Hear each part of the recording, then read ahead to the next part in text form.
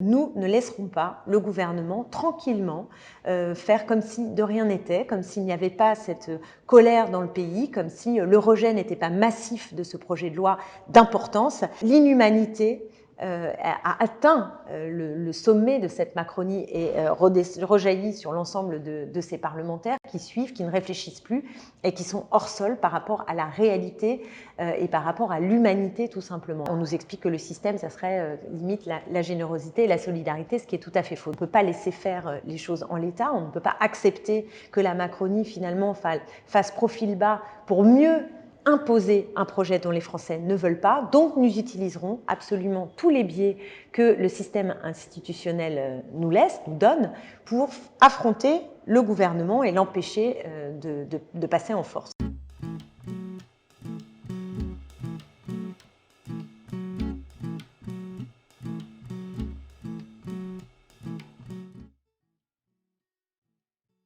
Ça. On y va ? C'est parti, la bataille parlementaire a commencé sur le projet de réforme du régime de retraite. Malheureusement, nous demandions le retrait, mais le gouvernement s'entête et a décidé de passer en force, alors qu'une majorité de Français continue à être opposés à ce projet. 61% encore dans les enquêtes d'opinion disent non au projet gouvernemental. Et on a un pays en ébullition avec des mobilisations qui chaque jour prennent de nouvelles formes, créatives, joyeuses, mais en tout cas, le pays ne décolère pas face à l'entêtement du gouvernement à vouloir tout simplement mettre en pièces notre régime de solidarité pour les retraités. Depuis lundi, nous siégeons donc dans la commission spéciale, une commission spéciale qui se réunit pour étudier ce projet qui est là. Alors sachez qu'on nous a remis le projet de loi, 68 articles, mais aussi une étude d'impact complètement truquée qui a d'ailleurs permis à de nombreux médias de faire des papiers assez cocasses sur des études de cas, des projections totalement farfelues qui sont dans ce document de 1000 pages. Je prends un exemple très concret sur une génération qui aurait un âge d'équilibre à 65 ans. Une ouvrière, une cadre. Les deux travaillent 43 ans. L'ouvrière commence évidemment plus tôt à travailler, c'est le propre de ce type de carrière, et donc elle commence à 20 ans et part à 63 ans. Dans le système à points avec l'âge d'équilibre, ça veut dire qu'il a ou elle a 2 ans de décote et donc 10% en moins de pension. En revanche, le cadre ou la cadre qui travaille le même temps, donc 43 ans, rentre sur le marché du travail plutôt vers 24 ans parce qu'il ou elle a fait des études et donc il ou elle aura une surcote de 10% en partant à 67 ans. 10% de plus en partant à 67 ans. Et quand on mesure tout cela à l'aune de l'espérance de vie et de l'écart entre les ouvriers et les cadres qui est de 6 ans, on se rend compte de l'injustice profonde du système que vous êtes en train de mettre en œuvre. Eh bien, pour amender ce texte et digérer cette étude truquée, nous avons donc eu une semaine avec un week-end, ce qui n'était pas facile.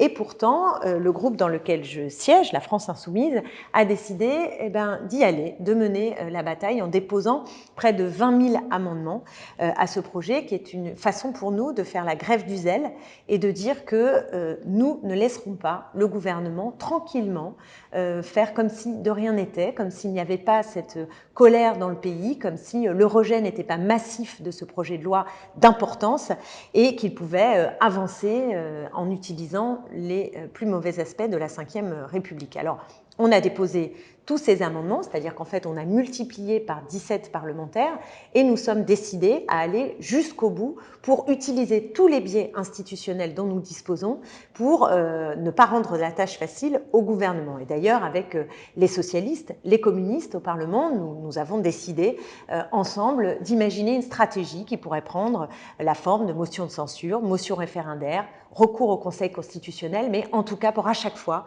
tenir la dragée haute au gouvernement et à ses nombreux mensonges. Donc ça a commencé hier en commission. Ce qui, moi, m'a frappée pour ce début de débat, sachant qu'on est dans une procédure accélérée, qu'il faut bien comprendre, c'est-à-dire procédure accélérée, ce n'est pas une procédure normale, on a un délai qui est fixe, parce que le gouvernement veut aller vite, évidemment, il ne veut pas laisser s'étendre un véritable débat parlementaire, ce qui est une façon d'escamoter le pouvoir législatif et d'affirmer encore plus fort toujours le pouvoir exécutif. Alors ce qui est absolument frappant dans cette commission qui démarre, c'est de voir que la Macronie est atone. Si on pose des questions et qu'on n'a aucune réponse... Vous défendez votre amendement, Madame Autain ? Oui, je veux bien défendre mon amendement, mais quand je défends mon amendement, c'est aussi face à une majorité qui défend son texte et un ministre qui est présent et qui est censé répondre à nos interrogations. Et nos interrogations ne sont pas simplement les interrogations des députés insoumis, communistes ou socialistes. Ce sont des interrogations qui concernent la société, de gens qui aujourd'hui sont inquiets concrètement pour l'avenir de leur retraite. Donc quand vous vous moquez de nous, bon, va bien. Mais le problème, c'est qu'à travers nous, ce sont les Français qui majoritairement sont opposés à votre projet, dont vous vous moquez. La Macronie est atone. Elle ne défend pas son projet. Elle a dû faire vœu de silence. Il faut dire que la dernière fois que les macronistes se sont exprimés et ont voté, ça n'a pas été fameux, puisque la semaine dernière, et ça a créé un tollé, et on le comprend, alors qu'il y avait une proposition de loi dans l'hémicycle qui visait à allonger le congé de deuil quand on perd un enfant de 5 à 12 jours, eh bien, le gouvernement s'y est opposé et les députés macronistes ont voté comme un seul homme, si on peut dire, pour refuser ce geste qui est un geste d'humanité tout simplement et de solidarité, avec des arguments qui quand même sont assommants, puisque la ministre, Madame Pénicaud, a osé dire, enfin quand même, ce sont encore les entreprises qui vont payer. Donc on voit bien à quel point l'inhumanité a atteint le sommet de cette Macronie et rejaillit sur l'ensemble de ces parlementaires qui suivent, qui ne réfléchissent plus et qui sont hors sol par rapport à la réalité et par rapport à l'humanité tout simplement. Alors on le retrouve dans cette commission, ils ne parlent pas, ils ne défendent pas leur projet, ils attendent que ça se passe, un peu comme une stratégie de l'édredon où les oppositions, notamment de gauche, qui sont présentes et actives dans cette commission. Alors nous, évidemment, avec nos près de 20 000 amendements, ce qui fait que ça revient souvent et que nous prenons la parole, nous donnons toute une série d'arguments sur les méfaits du système à points, sur ce que vont perdre les uns et les autres, sur aussi le caractère orwellien du propos qui est dans ce document, d'ailleurs l'exposé des motifs, parce qu'on nous ferait passer des vessies pour des lanternes. À chaque fois, on nous parle de jolis mots, de solidarité, et en réalité, il n'en est rien. On avait pu amender l'exposé des motifs, on l'aurait fait, parce qu'il a une dimension absolument orwellienne. Et donc, nous commençons, dès le titre, à vous faire une proposition, c'est-à-dire de changer ce titre, les principes du système universel de retraite, parce qu'il n'y a là rien d'universel et nous voulons les rebaptiser pour ce qu'ils sont, c'est-à-dire des principes d'un système de retraite individualisé, parce que, comme l'a très bien dit le Conseil d'État, le régime qui nous est proposé n'instaure rien d'universel. Le projet ne crée pas un régime universel de retraite, nous dit le Conseil d'État. À l'intérieur de chacun de ces régimes créés ou maintenus, des règles dérogatoires à celles du système universel sont définies pour les professions concernées et en termes de gestion sont maintenues plusieurs caisses distinctes. Donc il y a une dissonance, c'est-à-dire un décalage entre les mots employés et la réalité du projet. C'est en ça que c'est orwellien, on le sait, la guerre c'est la paix. Et bien là, on nous explique que le système, ça serait limite la générosité et la solidarité, ce qui est tout à fait faux. Donc nous menons cette bataille-là, et en face, ils essayent d'éviter la confrontation, d'éviter de répondre de leurs projections qui sont totalement faussées et truquées.